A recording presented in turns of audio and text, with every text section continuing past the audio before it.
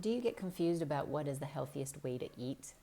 Well, nutrition information can get very confusing. This video will try to simplify a correct way to eat that can be applicable for mostly everybody. Obviously, there are personal adjustments, disease condition adjustments, DNA adjustments, but we will not be going into this because it's impossible to tailor a diet individually here on a 15-minute video, but the general idea that was gathered by common sense of knowing that you are a human and knowing what our ancestors ate, but also of years of nutritional research, especially Mediterranean diet and blue zones, that we gather information of what these people eat and how they benefit from it. And so there is a pretty clear idea of what is correct. And then, of course, there's going to be nuances of types of protein, types of grains and stuff like that, but we're not going to get too complicated. I'm going to give you the simplified idea. So let's start with the basics. You want to eat a whole foods, clean, real foods, plant-based diet. What does that mean? I'm going to break it down. What is a clean diet? Clean means that you are not putting additives in it. You're not putting coloring, you're not putting emulsifiers, you're not putting preservatives. So that means you're not eating a lot of processed food, right? It's because the processed foods are the ones that contain that. You're also trying to eat clean in terms of pesticide-free. So if you can afford to eat as organic as possible, that would be good. If you can't, that's okay too. It's still real food. So what does real food mean? Real food means the food that was grown on the earth or that eats the things that are on the earth. So they grow on trees, they grow on the ground, they grow on the soil, or they feed off of the soil. So it's basically the plants, all of its shapes and forms, and all the animals, right? What is a whole foods diet? So I said clean, real food, whole foods. Whole food means that the food was not processed in the sense that you took part of it away. So what do I mean by that? Let's take flour, for example. It comes from the wheat germ. It's great to eat the wheat germ. It has tons of benefits, but once you take the covering out, the fiber out, the vitamins out, and you only have that little starchy thing in the middle, and then you make a flour out of it, that's not a whole food anymore. Okay? So the same thing for example, rice. Rice grows as brown rice. Once you turn it into white rice, it's not as good. And then this goes for everything else. So a potato is a potato and it's great. But once you make it into a chip, right? You peel it, you slice it, you fry it. It's not a whole food anymore. This is what I mean by a whole food. It's the way it came from the earth. You're going to wash it, cook it, or eat it raw if it's the kind that you eat raw, and you're going to eat it. Not taking parts of it out, frying it, making it into a flour. All that is a processing of the food. So keep it as whole as possible. And all of these guidelines is not 100% of the time. It's 80%. Everything in life. If you do 80% of it right, the other 20% you can splurge, you can treat yourself, you can, skip the gym. So whole foods, that's what I meant. And plant-based.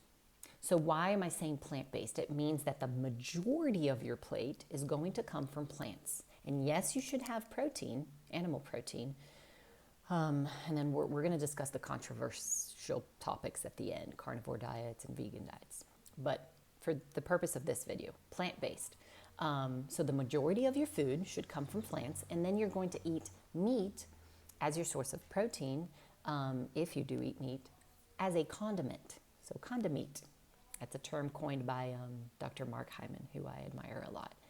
So you're going to eat meat not as the main plate, the main item on your plate, and then you just put some green beans there to go with it. No, it's going to be the green beans, the broccoli, the asparagus, the potatoes, and then the steak, 6 ounces. So let's go into like a more breakdown of what your plate is supposed to look like. Now that you understood that you're supposed to eat a clean, whole foods, plant-based, what else did I say? I said clean, whole foods. I forget, but you got the gist. Anyway, so half of your plate, you want it to be from plants. So plants are the vegetables, the legumes, the fruits as well, and the vegetables. They're starchy and non-starchy. I'm talking about the non-starchy vegetables here. We'll talk about the starchy in a minute. So half of your plate, you want them to be veggies. So green, yellow, as colorful as you can and as varied as you can. Don't repeat and eat every day the same thing for 20 years because you're only getting those nutrients. And the chances of you developing a sensitivity and start rejecting that food is also very high if you just eat every day the same thing. So variety, color, but half of your plate made of plants. And I would add, my little personal thing is that it's better to eat more cooked than raw, lightly cooked. A little saute, a little steamed, very briefly, not cooked to mush, but so you don't lose all the nutrients. It's just easier to digest. I see people eating a lot of salads and it's great. Raw foods are great, but they can be a little bit tough on your GI. So I would say more cooked veggies and some raw veggies. And then the fruits, you want it to be less than the veggies. So 3 servings of fruit per day, that's plenty for most people, plenty. More than that would be a little bit playing with your with your blood sugar a little bit too much. But stick with the low glycemic fruit if you want to lose weight. And if you want to control your blood sugar, for added benefits, and these are kiwi and the passion fruit and the berries are great. And all these have a little bit less glycemic as opposed to bananas and mangoes and pineapples. So you have half of your plate of plants, and then the other half you're going to divide in 2. So you're going to have a quarter of the starchy things. So it can be the grains, the starchy veggies. What are the starchy veggies? They're the ones that tend to be white or yellow. So corn, the potatoes, the pumpkin, and then all of your grains. So the rice, the quinoa, the amaranth, the buckwheat. And then here also, you want to have as much color as possible. So if you can find yourself some black rice or red rice and just red quinoa, vary it. And then the other fourth of your plate, you want it to be the source of protein. And if you're a vegetarian, your source of protein will be a vegetable protein. It will be a bean, a lentil, a mung bean, chickpea, tofu, stuff like that, right? And if you are an omnivore, you will have a source of protein that will come from an animal. And you want it to be the cleanest source that you can afford. So if you can afford wild-caught, grass-fed, organic, awesome. If you cannot, it's still real food. Please eat it. So I don't want people to be throwing away the baby with the bathwater because they can't buy organic, so I'm just not going to eat it. It's better to eat the real food even if it's not organic, okay? Because the compounds in the vegetables will help you detoxify those pesticides.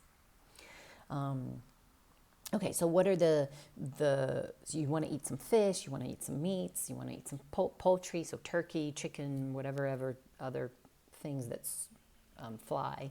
And it doesn't really matter what animal you choose to eat. That'll depend on how you digest, what your preferences are, as long as it is moderate. So 5 to 6 ounces per meal would be fine. And stick with the fish that are smaller. They're lower in mercury. So some examples, salmon, sardines, trout, mackerel, all these would be fine. Codfish as well, solefish.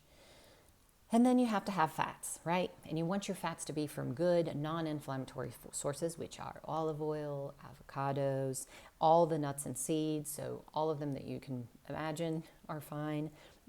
Not getting into the nitty-gritty. If you have a problem with the digestibility, you want to soak them, you can soak them and then eat them after they've been soaked. It helps if you have a problem. And then you want it to be low dairy for the most part. Some people can digest dairy super well. And again, quality of the dairy is very important. The source of the dairy is very important. I don't have time to go into it. You can look at my video about milk and know about that, but obviously not a lot. And this is, why am I telling you low dairy and plant-based and, the fats coming from olive oil and nuts? Well, this is because the diet that has been most studied in the world and is found to have immense benefits for health is the Mediterranean diet. So this is where this information is coming from, many sources, but the big idea is the Mediterranean diet, which people tend to think that, well, they eat a lot of bread and pasta. That's not the diet that's been studied. It's the one that is plant-based with very few refined grains, and some refined grains, but few. So then you want to be low in saturated fat. So the red meats, the very marbled meats, the bacon, the even butter, the coconut oil, not a lot of saturated fat, because that is inflammatory. I'm sorry, but it is, and it's been studied, so you want it to be low. It does not mean cut it out.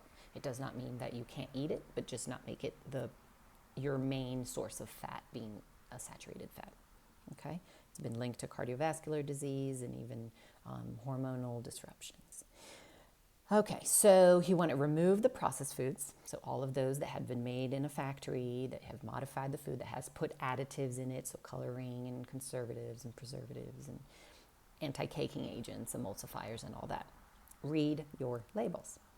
You want to remove all the sugar, the refined sugar, not remove all, but like remove a lot of it, not make it, something that you eat all the time. And the refined starches. So what's the tip, the big tip? Either go to a farmer's market and get all of your stuff there, or shop the perimeter of the grocery store, because that's where the real food is. And in the middle, you go there sparingly for your olive oil and for your sardines, for example.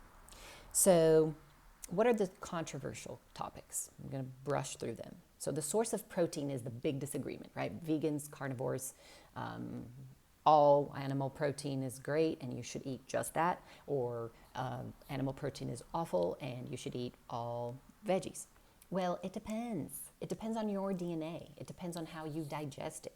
So it's going to depend on a strategy, on a figuring out, either getting your DNA tested or knowing your blood type, if working with someone that can determine that for you. And then, yes, maybe it is good for you. The carnivore diet, for example, can be good for the people with the adequate DNA and with the correct digestibility of meats for those people that are very sick. So with autoimmune disease, for example, it has been shown to have benefits, but it's not for everybody. Just like the vegan diet, is an ideological thing, and I respect it, but it is very difficult to be nutrient replete, meaning have all of the nutrients you need, being a vegan. It needs close monitoring. It needs you to work with someone or be very, very knowledgeable about diet so that you are not lacking any nutrients, okay? So it is doable if it's your choice, but it requires a lot of work. So lectins, for example. Lectins can be something that you need to remove depending on what kind of condition. In a diseased state, healthy people that do not have diseases do not need to be removing foods from their diet, real foods from their diet. But yes, lectins can be problematic for people with autoimmune, with rheumatoid arthritis, muscle pain, joint aches. Maybe it's worth a trial working with someone. But it's not forever. It's until you calm down the inflammation, heal the gut, and then you reintroduce. Even gluten. Gluten is very inflammatory. It's something that you have to remove sometimes for a period of time while you calm the inflammation. Some people are going to have to remove it forever. People that have Hashimoto's, celiac disease, obviously, probably need to stay off of it the celiacs have to stay off of it, period. Hashimoto's probably have to stay off of it for, a long time and maybe eat very, very little amounts. So it just depends. These controversial topics are it depends. So there is reason to, fads that come out there.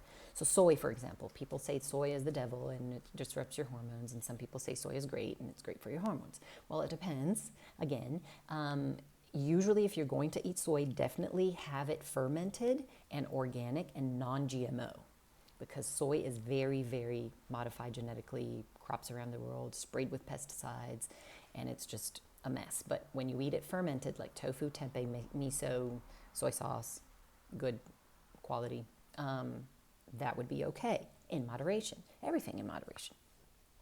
And then, so I talked about the carnivore, and the carnivore diet can be a good strategy, like I said, but it depends on your DNA and your disease condition. So I think that the big idea is eat food, real food, colorful, varied, and if you're in doubt, don't grab something that comes in a package and grab a carrot. Don't be afraid to eat real food. And if you have questions, if this and that, listen to your body. Are you digesting it well? How's your poop coming out? Do you have heartburn? And all those signs your body talks to you. And then work with a professional, obviously, to take the little nuances and adjust it for you and make it personalized for you.